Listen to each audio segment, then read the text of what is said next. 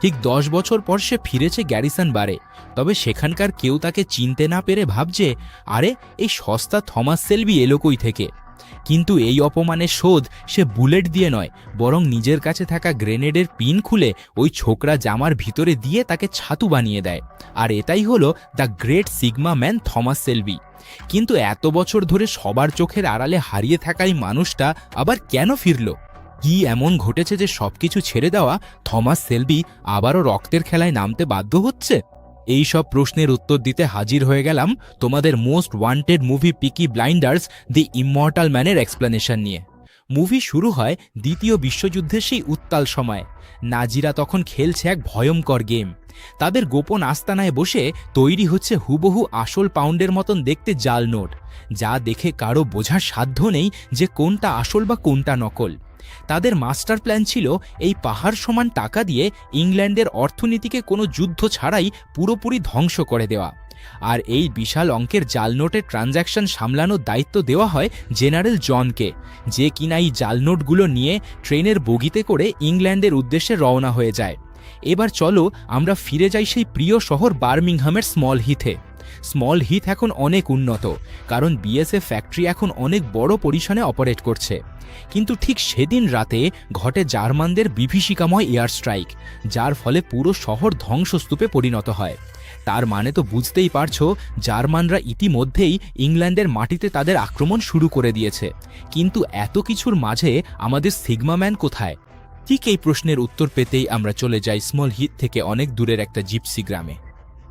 আর এবার আমরা দেখতে পাই আমাদের প্রিয় হিরো থমাস সেলবিকে। দেখে বুঝতেই পারছো টমি আর আগের মতো তাগড়া যুবক নেই। সেই 1919 সালে যখন প্রথম আমরা তাকে দেখেছিলাম তখন তার বয়স ছিল মাত্র 29 বছর। তাই তো 1890 সালে জন্ম নেওয়া থমাস সেলবি আজ 50 বছরের এক মধ্যবয়সী পরিণত মানুষ। গত 10 বছর ধরে টমি তার পরিবারের সবাইকে ছেড়ে বনবাস নিয়েছিল, সেটা তো তোমরা অনেকেই জানো।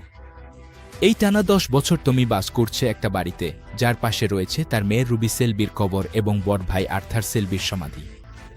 হ্যাঁ, ঠিকই শুনেছ, আর্থার সেলবিও এই দুনিয়া ছেড়ে চলে গেছে। তার মানে টমির পরিবার থেকে একে একে বিদায় নিয়েছে তার স্ত্রী গ্রেস, মেয়ে রুবি, ছোট ভাই জন সেলবি, আন্ট পল ও তার ছেলে মাইকেল এবং সর্বশেষ টমির সবচেয়ে প্রিয় ও কাছের মানুষ আর্থার সেলবি। অর্থাৎ থমাস সেলবির এই দুনিয়াতে এখন আপন বলে আর কেউই নেই। না না, এখনও আছে। তার ফ্যামিলি ব্লাডে এখনও আছে একমাত্র বোন অ্যাডা সেলবি এবং তার সবচেয়ে ছোট ভাই ফিন সেলবি। অ্যাডা বর্তমানে এই বার্মিংহামেরই এমপি হয়েছে। ঠিক যেমনটা টমি তার বিদায়ের দিনে বলেছিল যে অ্যাডা একদিন অনেক বড় পলিটিশিয়ান হবে, আজ অ্যাডা ঠিক তাই হয়েছে। অন্যদিকে ফিন সেলবি কোথায় আছে তা কেউই জানে না। কিন্তু এরা বাদেও আমি মনে হয় আরও দুজনের কথা বলতে ভুলে গেছি। হ্যাঁ, ঠিক তাই, থমাস সেলবির দুটো ছেলের কথা, চার্লি সেলবি ও থমাসের জিপসি ঘরের ছেলে ডিউক সেলবির কথা। ডিউকের কথা তো তোমাদের মনে থাকার কথা, যে কিনা সিরিজের একদম শেষে পিকি ব্লাইন্ডার্সের দায়িত্ব নিয়েছিল। মজার ব্যাপার হচ্ছে আজ থেকে এই 10 বছর ধরে পিকি ব্লাইন্ডার্স চলে সেই ডিউক সেলবির নেতৃত্বে। তার মানে থমাস সেলবির পর পিকি ব্লাইন্ডার্সের মালিক এখন ডিউক সেলবি। তো এভাবেই চলছে শেষ 10 বছর, যেখানে টমি তার রাজত্ব ছেড়ে মন দিয়েছে নিজের আত্মজীবনী বই লিখতে। এই বইয়ের প্রতি পাতায় লেখা পড়ছে টমির জীবনের প্রত্যেকটা অধ্যায়, প্রত্যেকটা হেরে যাওয়ার গল্প। এই বাড়িতে টমির সাথে সেই প্রথম থেকে আছে তার বিশ্বস্ত বন্ধু জনি রক্স। দুনিয়া পাল্টাল, রাজ্য পাল্টাল, কিন্তু জনি রক্স এখনও তার বন্ধু পাল্টাল না। ঠিক এমনভাবে দিন পার করতে করতে একদিন টমি জানতে পারে জার্মানরা আক্রমণ করে বসেছে বার্মিংহামে। জনি রক্স এসে তাকে জানায় যে কিছু জিপসি লোক এসেছে তাকে আবারও বার্মিংহামে ফিরিয়ে নিতে, কেননা তারা মনে করে যে এই যুদ্ধে টমি তাদের পাশে আসলে তাদেরকে রক্ষা করতে পারবে। কিন্তু টমি সাফ জানিয়ে দেয় যে সে আর কোনো যুদ্ধে নেই। তবে বার্মিংহামের লোকেরা এখনও তাকে রাজা বলেই জানে, আর তারা আশা করে যে একদিন টমি আবারও ফিরে এসে তাদের উদ্ধার করবে। তোমাদের মনে হতে পারে এই বুড়ো থমাস সেলবি দিয়ে এবার কি হবে? সে কি আর আগের মতন ফাইট করতে পারবে? আরে একটু অপেক্ষা করো, এরপর দেখবে থমাস সেলবির আসল রূপ। যাই হোক, ইতিমধ্যে তার সাথে দেখা করতে চলে আসে তার বোন এমপি অ্যাডা সেলবি। সেও টমিকে অনুরোধ করে বার্মিংহাম বাঁচাতে যেন সে আবারও ফিরে আসে। তবে টমি সাফ জানিয়ে দেয় যে সে নিজের ভিতরের যুদ্ধের সাথে লড়াই করে যাচ্ছে। তখন অ্যাডা তাকে মনে করিয়ে দেয় যে তার একটা পরিবার এখনও জ্যান্ত আছে, অথচ সে তার ছেলেদের সাথে কোনো কথাও বলে না। তার বড় ছেলে চার্লি এখন আছে নর্থ আমেরিকায়, আর ছোট ছেলে নিযুক্ত হয়েছে পিকি ব্লাইন্ডার্স। শুধু তাই নয়, সে হয়ে উঠেছে টমির চেয়েও দুর্ধর্ষ। টমি তো তাও ভালো মন্দের মধ্যে ফারাক বুঝত, কিন্তু তার ছেলে ডিউক একদম মনস্টার। সে বাপের গড়া পিকি ব্লাইন্ডার্স দিয়ে এখন দুনিয়ার এমন কোনো খারাপ কাজ নেই যে সে বাদ রেখেছে। তাই অ্যাডা টমিকে অনুরোধ করে যাতে এই ডিউককে সে এখনই থামায়, তা না হলে সরকার খুব দ্রুতই তাকে ফাঁসিতে ঝোলাবে। কিন্তু এসব শুনেও টমির মন গলে না, আর কিছু না বলেই সে সেখান থেকে চলে আসে। আর এরপরেই আমরা দেখতে পাই পিকি ব্লাইন্ডার্সের সেকেন্ড জেনারেশনকে, আর এর নেতৃত্ব দিচ্ছে থমাস সেলবির ছেলে ডিউক সেলবি। ইনোসেন্ট চেহারার পিছনে সে এখন হয়ে উঠেছে নিজ এলাকার ত্রাস। চুরি, ডাকাতি, খুন এমন কোনো কিছু বাদ নেই যা সে করে না। এভাবেই তাকে দেখা যায় সেনাবাহিনীর গোডাউন থেকে পুরো দল নিয়ে সে তাদের অস্ত্র লুট করে নিয়ে যাচ্ছে। বুঝতে পারছো তো, দেশের সেনাবাহিনীও তার কাছে নিরাপদ না। এভাবেই সবাইকে মেরে ধরে আর হুমকি দিয়ে সে সব অস্ত্র লুট করে নিয়ে আসে নিজের ডেরায়। পরের দিন সকালে যখন অ্যাজা ডিউকের এই সব কর্মকাণ্ডের কথা জানতে পারে, তখন তার মাথায় যেন আকাশ ভেঙে পড়ে। কারণ ডিউকের এই হটকারী কাজের জন্য তার উপরে আইনি ব্যবস্থা নেওয়ার উপক্রম হয়েছে। এখন ডিউককে থামানোর জন্য টমির সাহায্য খুবই দরকার ছিল, কিন্তু টমি তো নিজের জেদেই অটল। তাই সে কিছুতেই এই ঝামেলায় জড়াতে রাজি হয় না। অ্যাডা যখন ডিউকের ঘটানো সেই ধ্বংসলীলা দেখতে যায়, তখন সেখানকার সাধারণ মানুষ উল্টো অ্যাডার উপরেই চড়া হয়। তারা বলে যে এই সর্বনাশ কেবল পিকি ব্লাইন্ডার্সের জন্য হয়েছে, আর এই বলে তারা সব দোষ অ্যাডার ঘাড়ে চাপিয়ে দেয়। তবে ডিউক কিন্তু কেবল এখানেই থেমে নেই, কেননা তার কুকর্মের নাম ছড়িয়ে পড়েছে পুরো ইংল্যান্ড জুড়ে। তাই তো এবার তার সাথে দেখা করতে আসে এমন এক ব্যক্তি যাকে আমরা একদম শুরুতে দেখেছিলাম। হ্যাঁ, এই সেই জেনারেল জন, যার উপর দায়িত্ব দেওয়া ছিল জাল নোটগুলোকে ইংল্যান্ডে সার্কুলেট করার। এখন ইংল্যান্ডকে পিকি ব্লাইন্ডার্স ছাড়া আর কেই বা ভালো করে চেনে। তাই তো সে ডিউককে অফার করে বসে এই কাজ করার জন্য। ডিউক তো সিগমা স্টাইলে জানায় কোনো ব্যাপার না, কাজ হয়ে যাবে। কিন্তু জন মনে করিয়ে দেয় যে এটা কোনো ছেলে খেলা নয়। এমনকি তোমার বাপ থমাস সেলবিও এই অফার শুনলে দুবার ভেবে ডিল করত, কেননা এটা হলো নিজের দেশের সাথে বিশ্বাসঘাতকতা করার অফার। কিন্তু এইসব কথা ডিউকের কানে যায় না। সে বলে, পিকি ব্লাইন্ডার্সে থমাস সেলবি এখন কেবলই অতীত, এখন থেকে আমি সব। এইসব শুনে জেনারেল মুচকি হাসি দিয়ে ডিল ফাইনাল করে চলে যায়। তো এবার তোমাদের জানাই এই ভিডিওর কুইজের সম্পর্কে। এই ভিডিওতে আমি 3টা শব্দ লুকিয়ে রাখব। এই 3টা শব্দ জোড়া দিলে একটা সিক্রেট কোড তৈরি হবে। এবার সেই কোডটা বের করে তা তোমরা কমেন্টে জানাবে। আর হ্যাঁ, যারা চ্যানেল সাবস্ক্রাইব করে রাখবে আর ভিডিওতে লাইক দেবে, তাদের উইনার হওয়ার চান্স সবচেয়ে বেশি থাকবে। সঠিক উত্তরদাতাদের মধ্য থেকে একজন পেয়ে যাবে এই আকর্ষণীয় গিফট। তাই পুরো ভিডিওটা মন দিয়ে দেখো আর জানিয়ে দাও তোমার উত্তর। এবার চলো আবারও ফিরি মুভির গল্পে। এরপর দেখা যায় টমি তার নিজ বাড়িতে যখন একা বসেছিল, ঠিক সেই সময় ভূতের মতন হাজির হয় এক সুন্দরী মেয়ে। এই মেয়েকে দেখে টমি পুরো অবাক হয়ে যায়, কেননা তার চেহারা হুবহু ডিউকের মা জেলদার মতো। আসলে কাউলো নামের এই মেয়েটা হলো জেলদার যমজ বোন। এছাড়াও তোমাদেরকে জানিয়ে রাখি যে জেলদা মানে টমির প্রেমিকা ছিল একজন জিপসি। তাদের ক্ষমতা ছিল মৃত আত্মাদের সাথে কথা বলতে পারা।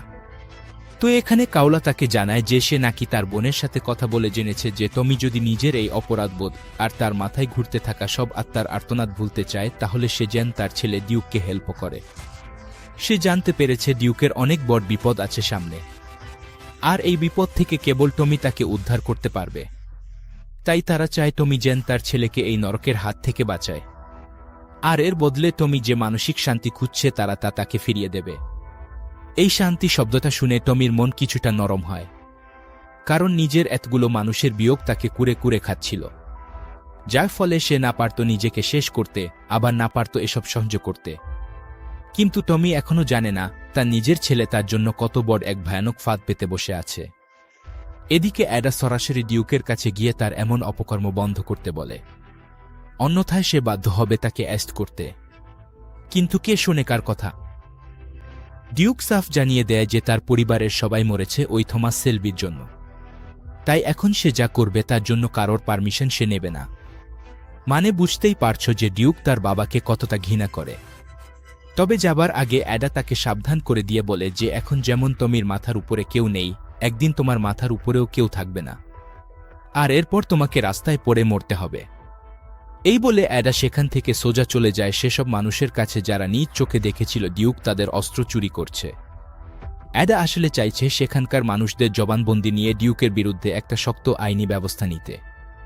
কিন্তু টমির আরেক বিশ্বস্ত সহচর চার্লি জানায় যদি কেউ ডিউককে থামাতে পারে তাহলে সেটা কেবল পারবে থমাস সেলবি নিজে। অন্যদিকে টমিকে কাউলো এখনও নানাভাবে বোঝাচ্ছে যে কেন তার ছেলেকে তার বাঁচানো উচিত।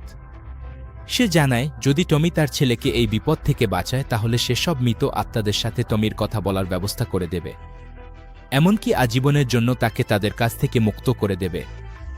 এছাড়াও সে জানায় তার বোন জেলডার আত্মাকে সে নিজের শরীরে জায়গা দিয়েছে, আর এটা দেওয়ার কারণ শুধুমাত্র টমিকে আবারও সেই হ্যাপিনেস দেওয়ার জন্য যা সে শেষবার পেয়েছিল 1914 সালে। আর এই কথা বলেই সে টমিকে আহ্বান করে একান্ত সময়ের জন্য। কাউলো জানায় টমি, তুমি এখনও আগের মতোই শক্তিশালী আর সাহসী আছো, না হয় একবার এসেই দেখো। এই কথা শুনে টমি নিজেকে আর স্থির রাখতে পারে না। আর এরপরে কি হয় তা তো তোমাদের আর বলতে হবে না। এদিকে অ্যাডা একের পর এক মানুষের সাক্ষী নিতে চাইছে ডিউককে আটকানোর জন্য, কিন্তু ডিউক এদিকে আবারও আছে বড় খেলা নিয়ে। এখানে দেখা যায় ডিউকের সাথে জন এবার একজন নাজি অফিসার উইলগিলকে নিয়ে এসেছে।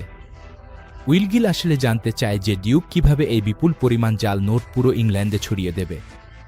তখন ডিউক তার মাস্টার প্ল্যান খুলে বলে। সে জানায় যে প্রথম এসে 3টা জাহাজে টাকা ভরবে আর তাদের লোক পুরো দেশে তা পৌঁছে দেবে, কারণ প্রতিটা সেনাবাহিনীতেই তাদের চেনা লোক আছে, তাই এই মিশনে কোনো সমস্যা হবে না। এখন এই উইলগিল কিন্তু ডিউকের উপরে পুরোপুরি ভরসা করতে পারছে না, কারণ সে জানব যে জিপসিরা কখনো সাধারণত নিজের পরিবারের সাথে বিশ্বাসঘাতকতা করে না। তখন ডিউক বলে যে তার এখন কোনো পরিবার নেই। ডিউকের এই কথা শুনে উইলগিল খুব খুশি হয় ঠিকই, কিন্তু এরপর এমন এক কাণ্ড ঘটে যার জন্য আমি মোটেও প্রস্তুত ছিলাম না। আসলে এখানেই রিভিল হয় যে এই উইলগিল হল ডাবল এজেন্ট। সে এক প্রস্টিটিউটের সাথে রাত কাটানোর সময় নেশার ঘোরে বলেছিল যে সে নাকি এই মিশনের কথা ইংল্যান্ডকে জানিয়ে দেবে, আর জেনারেল জন মূলত তাকে এখানে কৌশলে ডেকে এনেছে খতম করার জন্য। এবার এই দায়িত্ব দেওয়া হয় ডিউকের উপর এবং তাকে মেরে প্রমাণ করতে বলা হয় তার লয়ালিটি। ডিউক কোনো কিছু চিন্তা না করে তাকে হেডশিট দিয়ে পরপারে পাঠিয়ে দেয়, আর ফাইনালি সে জনের সম্পূর্ণ লয়ালিটি নিতে সক্ষম হয়। এবার তার কাজ হলো লাশ গায়েব করা। তাই ডিউক এবার যা করে তা তুমি ভাবতেও পারবে না, কারণ সে রীতিমতন শুকুর দিয়ে ওই বান্দার লাশ খাইয়ে ছাড়ে। মানে কি আর বলবো, এই ডিউক কোনো গ্যাংস্টার না, সে হলো মনস্টার। তবে প্রত্যেকটা মনস্টারকে বধ করতেই প্রয়োজন হয় ভয়ঙ্কর ডেভিলের, আর সেই ডেভিল হলো আসল সিগমা থমাস সেলবি। তাই তো পরের দিনেই থমাস তার সেই চিরচেনা পিকে ব্লাইন্ডার্সের গিটাপ নিয়ে রেডি হয়ে পড়ে মনস্টারকে থামাতে। ঠিক 10 বছর পর টমি আবারও পড়ল তার প্রাণের পিকে ক্যাপ, আর এরপর জনি ডগসকে নিয়ে বেরিয়ে পড়ে তার প্রিয় গাড়ি নিয়ে। তবে এদিকে ডিউকের হাতে এসে পড়েছে এমন এক ভয়ঙ্কর কাজ যা তার জন্য করা ছিল এক প্রকার ইম্পসিবল। জেনারেল জন তাকে জানায় তোমার নেক্সট অ্যাসাইনমেন্ট হলো অ্যাডা সেলভিকে খুন করা, মানে ডিউককে হত্যা করতে হবে তার আপন ফুপুকে। কিন্তু কেন? কারণ জন জানতে পেরেছে যে অ্যাডা ইতিমধ্যে সাক্ষী জোগাড় করে ডিউককে জেলে নিতে চলেছে, তাই তাকে বাঁচাতে এই কাজ করতেই হবে। এই প্রথম ডিউক এমন অ্যাসাইনমেন্টের কথা শুনে ভিতরে ভিতরে কাঁপতে থাকে, কারণ এবার তাকে খুন করতে হবে নিজের পরিবারের লোককে। কিন্তু মনস্টার হলে যা হয়, ডিউক শত কষ্ট হবে জেনেও এই অ্যাসাইনমেন্টে রাজি হয়ে যায়। এবার সেই প্ল্যানকে বাস্তবায়ন করতে ডিউক রাস্তায় পিছু নেয় অ্যাডার, কিন্তু প্রতিবারই সে কোনোভাবেই তার নিজের ফুপুকে খুন করতে পারছিল না, কেননা হাজার হলেও তার শরীরের রক্তে বইছে ব্লাড সেলবি। ঠিক এই বিষয়টাই লক্ষ্য করে জেনারেল জন। সে বুঝতে পারে যে তাকে দিয়ে এই কাজ সম্ভব নয়, তাই তো ডিউকের ওপরে আস্থা হারিয়ে সে নিজেই পয়েন্ট ব্ল্যাঙ্ক রেঞ্জ থেকে অ্যাডাকে হেডশট দিয়ে মাটিতে লুটিয়ে দেয় একদম শেষ মুহূর্তে। কিন্তু ডিউক তাকে বাঁচানোর অনেক চেষ্টা করেছিল, কিন্তু ততক্ষণে বড্ড দেরি হয়ে গেছে। তার চোখের সামনে মারা পড়ে অ্যাডা সেলবি, আর এর জন্য দায়ী সে নিজেও। আর ঠিক এই মুহূর্তে টমি তার গাড়ির সামনে অ্যাডাকে দেখতে পায়। এমন নির্জন জায়গায় অ্যাডাকে দেখেই টমি বুঝতে পারে অ্যাডা এই পৃথিবীতে আর নেই, সেও যোগ দিয়েছে মৃতদের দলে। মুভির এই সিন আমাকে এমনভাবে গুজবাম দিয়েছে যা ভাষায় প্রকাশ করার মতো না। এরপর টমি দ্রুত চলে যায় অ্যাডার লাশ দেখতে মর্গে, কিন্তু লাশ ছুঁয়ে দেখার আগেই টমি চলে যায় তার আস্থানা গ্যারিসন বারে। এখানে ঢুকতেই সে দেখতে পায় এক এলাহি কাণ্ড। বাইরের লোকেরা এটাকে পুরো হেরামখানা বানিয়ে রেখেছে। এবার টমি ঢুকে আস্তে করে বারের গান বন্ধ করে দেয়। এরপর সেই পুরাতন স্টাইলে একটা সিগারেট ধরিয়ে সে আস্তে করে বলে, এই বারের মালিক কোথায়? কিন্তু ওখানকার ছেলেরা তো আর টমিকে চেনে না। তারা উল্টো টমিকে নিয়ে হাসাহাসি আর ঠাট্টা শুরু করে দিয়ে বলে, আরে এ তো দেখি কপি থমাস সেলবি। তবে ইতিমধ্যে একজন যখন দেখতে পায় এটাই আসল টমি, তখন সে সবাইকে বলে, ভাই তোরা ভুল লোকের সাথে পাঙ্গা নিচ্ছিস, এই হলো আমাদের থমাস সেলবি। কিন্তু এইসব কথা যখন ওই ছেলেটার কানে না যায়, তখন টমি দেখায় তার আসল খেল। সে ঝটপট একটা গ্রেনেড বের করে তার পিন খুলে নেয়। এরপর ওই ছেলের শরীরের ভেতরে তা ঢুকিয়ে দেয়। এবার ছেলেটা ভয়ে চিৎকার করতে করতে বাইরে পালায়, আর ঠিক তখনই বিকট শব্দে সে ছাতু হয়ে যায়। মানে কি আর বলবো, টমির বয়স হলেও সোয়াগ এখনও ঠিক আগের মতোই আছে। এরপর টমি শান্ত হয়ে প্রশ্ন করে, ডিউক কোথায়? অর্থাৎ এবার পালা তার ছেলের পিঠের ছাল তুলে নেওয়ার। তাই টমি সরাসরি গিয়ে পৌঁছায় ডিউকের কাছে, আর এখানে তাকে বেদম পেটানো হয়, কারণ টমি জানে এই কাজ ডিউক ছাড়া আর কেউ করতে সাহস করবে না। তখন ডিউক বলে সে অ্যাডাকে মারেনি, সে কখনোই আপন মানুষদেরকে মারতে পারে না। এছাড়াও সে জানায় যে জেনারেল জন অ্যাডাকে মেরেছে, আর সে ডিউকের সাথে একটা বিশাল বড় চুক্তি করতে যাচ্ছে। টমি যখন সেই চুক্তির ব্যাপারে জানতে চায়, তখন ডিউক তাকে সব খুলে বলে। এসব শোনার পর টমি সরাসরি চলে আসে মর্গে, কারণ সে জানত যে জন অ্যাডাকে মারার পর টমিকে শেষ করে দিতে এখানে আসবে। তাই টমি জনি ডগসকে বন্দুক নিয়ে সেখান থেকে সরে যেতে বলে। এরপর টমি যখন অ্যাডার লাশের সামনে দাঁড়িয়ে, তখন তার গলার স্বর ভেঙে যায়। সে বুঝতে পারে যে তার পরিবারের সবাই এখন মৃত। সে মনে মনে আক্ষেপ করতে থাকে, যদি সে অ্যাডার কথা শুনে আগে এখানে ডিউককে থামাতো, তবে হয়তো আজ এই দৃশ্য দেখতে হতো না। টমি আরও এখানে একটা বিশাল কনফেস করে। সে জানায় সে নিজ হাতে তার ভাই আর্থারকে খুন করেছে। এই কথাটা শুনে আমি নিজেও থ হয়ে গিয়েছিলাম।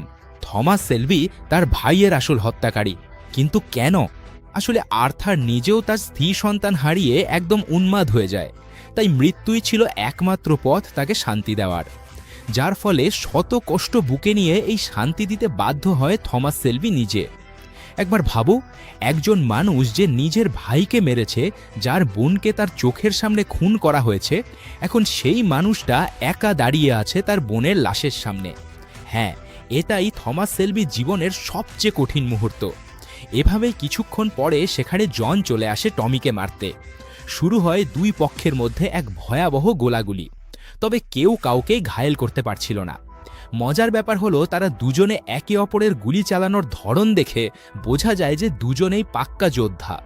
জন মনে পড়ে যে হিটলার দুনিয়ার সব খারাপ মানুষকে মেরে বড় উপকার করছে, আর তাদের সবার এখন টাকার পিছনে ছোটা উচিত। কিন্তু টমি হঠাৎ লক্ষ্য করে যে জনের বন্দুকের এর গুলি শেষ হয়ে গেছে। জন তখন সেখান থেকে পালানো শুরু করে, আর টমি তার পিছু পিছু গুলি চালালেও জন কোনো মতে প্রাণে বেঁচে যায়। কি মনে হয়, টমি কি ইচ্ছে করেই তাকে যেতে দিল, নাকি এর পিছনেও কোনো কারণ আছে? এই প্রশ্নের উত্তর একটু পরে পাওয়া যাবে। এরপর দেখা যায় টমি আপাদমস্তক কাদা মাখামাখি গায়ে তার প্রিয় ঘোড়ায় চড়ে পুরো শহরের রাস্তায় এগিয়ে চলছে। ঠিক যেন মনে হচ্ছে 1919 সালে টমি আবারও ফিরে এসেছে বার্মিংহামে। এই প্রথম বার্মিংহামের মানুষরা তাকে দেখতে পেয়ে একবার ছুঁয়ে দেখতে চাইছিল, কারণ টমি তো তাদের ত্রাণকর্তা ছিল। তাই আজ তার ফিরে আসাতে সবাই আবার স্বস্তির নিঃশ্বাস নিতে শুরু করে। তবে এবার যা ঘটে সেটাই মুভির সবচেয়ে বড় স্টেপ। কাউলো এসেছে ডিউকের সাথে দেখা করতে। এখানে সে জানায় টমি তোমাকে হেল্প করার জন্য এসেছে, তাই তুমি চুপচাপ তার কথা মতো সব কাজ করবে, ঠিক যেমনটা করে বাধ্য ছেলেরা। কিন্তু তোমার বাবা তার জীবনে শান্তি চায়, আর এ শান্তি দেওয়ার কাজটা তোমাকে নিজ হাতেই করতে হবে। এই বলে সে ডিউকের হাতে একটা বুলেট তুলে দেয়, যার ওপরে লেখা টমি। ভাইরে ভাই, একবার চিন্তা করো, ডিউককে এবার অ্যাসাইন করা হলো নিজের বাবাকে হত্যা করার জন্য। আর এখানেই কাউলো চলে যাওয়ার পর ডিউক তার হাতে থাকা কয়েনটাকে টস করে, ঠিক যেমনটা টমি করত যখন সে কোনো সিদ্ধান্তহীনতায় ভুগত। এই কয়েন টসের রেজাল্ট দেখে ডিউক একটা দীর্ঘশ্বাস ফেলে। তাহলে কি শেষ পর্যন্ত ডিউকের হাতেই মরতে যাচ্ছে থমাস শেলবি? উত্তরটা আর কিছুক্ষণের জন্য তোলা থাক। ততক্ষণে তোমাদের জানিয়ে রাখি যে ইতিমধ্যেই আমি দুটো ওয়ার্ড কিন্তু এই ভিডিওর মধ্যে দিয়ে দিয়েছি, তাই পিছনে তোমরা একটু ভালো করে খুঁজলে কিন্তু পেয়ে যাবে। আর শেষের ওয়ার্ডটা পেয়ে যাবে একদম মুভির শেষ দিকে। যাই হোক, ইতিমধ্যে টমি আর ডিউক একজোট হয় জনকে শেষ করার জন্য। অ্যাডার ফিউনেরালে সে প্রতিজ্ঞা করে এই যুদ্ধের শেষ সে নিজেই করবে। তবে ডিউক তো কেবল উপরে উপরে টমির সাথে তাল দিচ্ছিল, তাই তলে তলে সে জনকে কল করে বসে। সে জনকে জানায় যে টমি তাকে খতম করার জন্য এদিকে আসছে। ডিউক তাকে সাহায্য করবে এ ব্যাপারে, তবে তাকে আগে সে টাকার ডিল ব্যাক দিতে হবে। এই কথা শুনে জনও বুঝতে পারে যে ডিউক কত বড় লেভেলের বিশ্বাসঘাতক। সে তার নিজের বাবাকে পর্যন্ত ছাড় দিচ্ছে না। কিন্তু এখানে ডিউকের যে এক্সপ্রেশন দেখা যায় তাতে মনে হচ্ছে তার মনের ভিতরে যেন অন্য এক ঝড় বয়ে যাচ্ছে। এরপর দেখা যায় টমি গিয়েছে স্ট্যাগ নামের একটা লোকের সাথে দেখা করতে। স্ট্যাগ ইতিমধ্যে জনের কারখানার সব খবর বের করে ফেলেছে। এখানে টমির লক্ষ্য জনকে মেরে ফেলা এবং নাজিদের শেষ করে দিয়ে নিজের দেশের উপরেই শেষবারের মতো একটি উপকার করা। তাই টমি তার সব অস্ত্রশস্ত্র গাড়িতে বোঝাই করে নেয়।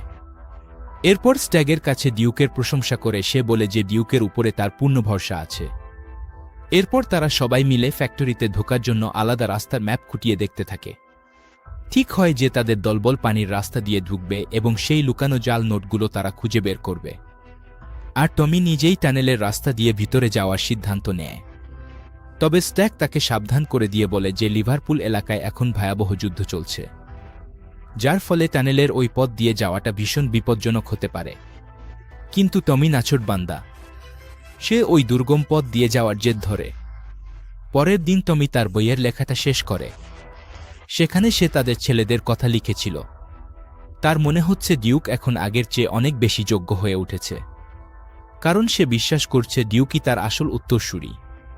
কিন্তু সে এখনও জানে না যে ডিউকের পকেটে অবস্থান করছে তার নামে লেখা বুলেট। এর কিছুক্ষণ পর সবাই এবার আলাদা হয়ে যায়, কারণ তাদের পরিকল্পনা অনুযায়ী ঠিক রাত 12টার সময় ফ্যাক্টরিতে পৌঁছাতে হবে। এদিকে টমি আর কাউলো মিলে যখন টানেল খুঁজছিল তখন টমি তাকে তার হাত দেখে ভবিষ্যৎ বলতে বলে। ঠিক এই মুহূর্তে কাউলো জানায় আজই সে তার শান্তির খোঁজ পাবে। এই একটা কথায় টমি বুঝে যায় যে তার সামনে কি ঘটতে যাচ্ছে, কেননা টমি জানে একমাত্র মৃত্যুই তার চির শান্তির পথ। তো এই সব কিছুর মাঝে ডিউক ইতিমধ্যে উপস্থিত হয় জনের ডেরায়। এখানে জন প্রথমে বলে যে আরে এ তো ঘোর কলিযুগ, একটা ছেলে আজ তার নিজের বাবাকে মারার জন্য প্ল্যান করছে। ডিউকে সব কথার কোনো উত্তর দেয় না, যা সে তার মতন সব প্ল্যান ফাঁস করে দিয়ে জানায় যে টমি কিভাবে তাকে শেষ করবে। ওদিকে বিশ্বযুদ্ধের ডামাডোলের মধ্যে বড় বড় সব বিস্ফোরণ হচ্ছে, আর টমি সুড়ঙ্গের রাস্তা দিয়ে সামনের দিকে এগিয়ে যাচ্ছে। ডিউক জনের লোকজনকে বাতলে দিচ্ছে যে কোন দিক দিয়ে টমির লোকেরা হামলা করবে, তাই জনের সৈনিকরা টমিদের লোকদের খতম করার জন্য আলাদা আলাদা হয়ে যায়। ঠিক সেই মুহূর্তে টমি টানেলের ওপরেই একটা বিশাল বোমা বিস্ফোরণ হয়, আর মুহূর্তের মধ্যেই টমি চাপা পড়ে মাটির নিচে। এরপর রাত হলে ডিউক আর জন যখন অফিসের ভিতরে রিল্যাক্সে বসে আছে, ঠিক তখনই বাইরে থাকা সৈনিকরা দেখতে পায় যে কয়েকটা নৌকা তাদের দিকে এগিয়ে আসছে। ওদিকে টানেলের ভিতরে টমি তখনও মাটিতে চাপা পড়েছে, কিন্তু এই টমি এত সহজে মরবে না। সে কোনো মতন পাথরগুলো সরিয়ে জ্যান্ত অবস্থায় বেরিয়ে আসে। ওদিকে জনের সৈনিকরা রেডি হয়ে গেছে এই নৌকাগুলোকে উড়িয়ে যাওয়ার। কিন্তু টমি কি এত কাঁচা খেলোয়াড়? তাই এবার শুরু হয় আসল মাস্টার প্ল্যান।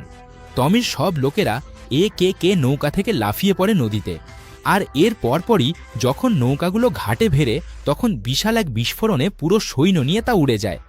এই দৃশ্য দেখে জন বুঝতে পারে টমি তার খেয়াল দেখানো শুরু করে দিয়েছে। সে তৎক্ষণাৎ ডিউককে চার্জ করে বলে যে তাহলে তলে তলে তুই আমাকে ধোঁকা দিচ্ছিলি।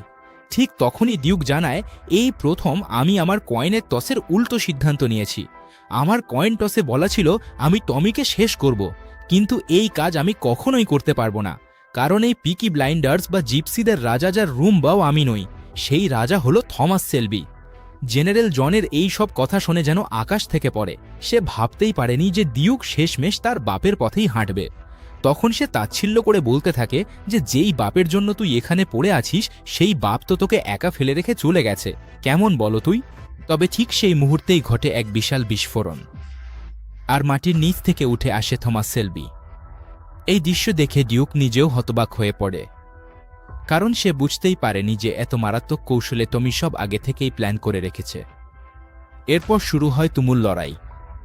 একে একে থমাস সেলবি তার বন্দুকের ম্যাগজিন খালি করতে থাকে নাজি বাহিনীর উপর। পুরো পিকি ব্লাইন্ডার্স এবার ঝাঁপিয়ে পড়ে জার্মানদের শেষ করার জন্য। ডিউকও তার বাপের কাঁধে কাঁধ মিলিয়ে সাফ করতে থাকে সবকিছু। আর এরপরেই টমি এমন এক কাণ্ড করে বসে যা কেউ কল্পনাও করতে পারেনি। টমি তার কাছে থাকা বোমা দিয়ে সেই নকল নোটগুলোর কন্টেইনারকে ব্লাস্ট করে দেয়। আর মুহূর্তে জার্মানিদের সব প্ল্যান ভস্মে হয়ে যায়। তার মানে যার জন্য এত সব কিছু এখন তা সব পুড়ে ছাই। এই দৃশ্য দেখে তো জন পাগল হয়ে যায়।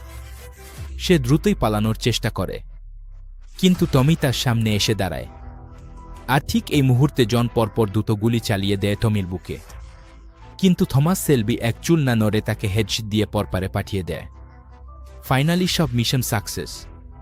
ইতিমধ্যে দুটো বুলেট তার ভেতরটা ছিঁড়ে ফেলেছে। ডিউক দৌড়ে আসে তার বাবাকে বাঁচাতে, কিন্তু থমাস সেলবি জানায় না, আজ তার শেষ সুযোগ চলে এসেছে চির শান্তি লাভ করার। টমি আর বেঁচে থাকতে চায় না এই একাকিত্ব আর দুর্বিষহ যন্ত্রণা নিয়ে। কিন্তু থমাস সেলবি এটাও চায় না যে অন্য কারো ছোড়া বুলেটে তার প্রাণ যাক। তাই সে এবার ডিউককে বলে, তোমার কাছে আমার নামে যে বুলেট আছে সেটা ব্যবহার করো। কি তার মানে টমি আগেই জানত যে ডিউক তাকে মারতে চলেছে, কিন্তু এই কথা সে ঘুণাক্ষরে কাউকে বুঝতে দেয়নি। আসলে টমি নিজেই চাইছিল তার এই পরিণতি। ডিউক পাগলের মতো বলতে থাকে যে সে এই কাজ কিছুতেই করতে পারবে না, কিন্তু থমাস সেলবি চায় রাজার মতো মরণ, আর সেটা চায় নিজের রাজপুত্রের কাছ থেকে। তাই তো শত কষ্ট বুকে চেপে নিয়ে ডিউক সেলবি ফাইনালি মুক্তি দিয়ে দেয় থমাস সেলবিকে। বিশ্বাস করো, মুভির এন্ডিংটা যে এভাবে হবে আমি তা কল্পনাও করতে পারিনি। থমাস সেলবি চিরতরে বিদায় নেবে এটা ভাবতেই ভেতরটা ভেঙে যাচ্ছে। কিন্তু সব কিছুরই তো একটা শেষ আছে, আর টমির এই শেষটা যেন হলো একদম রাজার মতো। সে বিদায় নিয়ে পিকি ব্লাইন্ডার্সকে দিয়ে গেল তার উত্তরসূরি ডিউক সেলবির উপর। আর আজ থেকে ডিউক সেলবি হল নতুন রাজা, যাকে বলা হয় রুম্বাও। এভাবেই শেষ হল এক রূপালী অধ্যায়, যেখানে থমাস সেলবি নামের এক সিগমা ম্যান তার জীবনের ইতি টানল। জানি অনেকের কষ্ট লাগছে, কিন্তু আমার মনে হয় এই বিদায় যথার্থই ছিল পিকি ব্লাইন্ডার্স এর জন্য।